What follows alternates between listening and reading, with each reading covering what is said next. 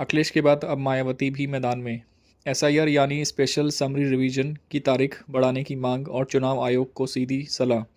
क्या ये यूपी की राजनीति का नया मोड़ है? पूरी खबर समझिए।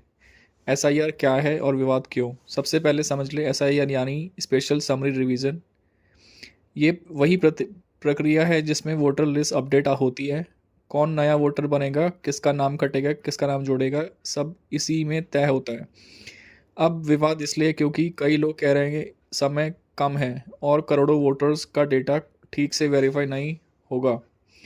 अखिलेश यादव की पहली मांग।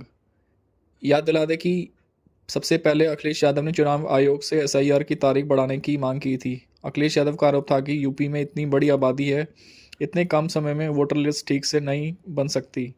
उन्होंने ईसी से कहा था कि बिना जल्दबाजी किए वो सभी वोटर्स को मौका दिया जाए। अब मायावती ने भी डाली अपनी ताकत और अब इसमें मायावती भी कूद पड़ी। मायावती ने कहा एसआईआर की आखिरी तारीख बढ़ाई जाए।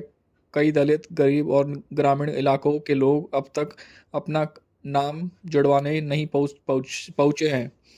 उन्होंने चुनाव आयोग को सीधी सलाह दी, मतदाता सूची को पूरी तरह सही करने के लिए और समय दिया जाए।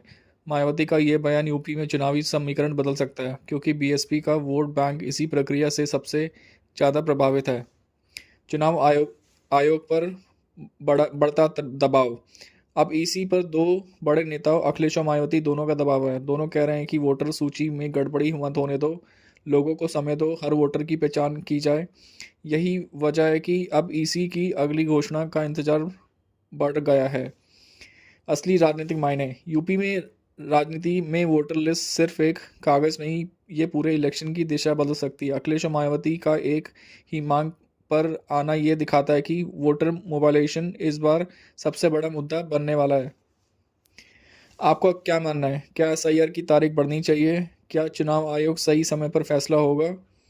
अपनी राय कमेंट में लिखें। वीडियो अच्छी लगे तो लाइक और शेयर करें और लेटेस्ट पॉलिटिकल अपडेट्स के लिए चैनल को सब्सक्राइब कर लें।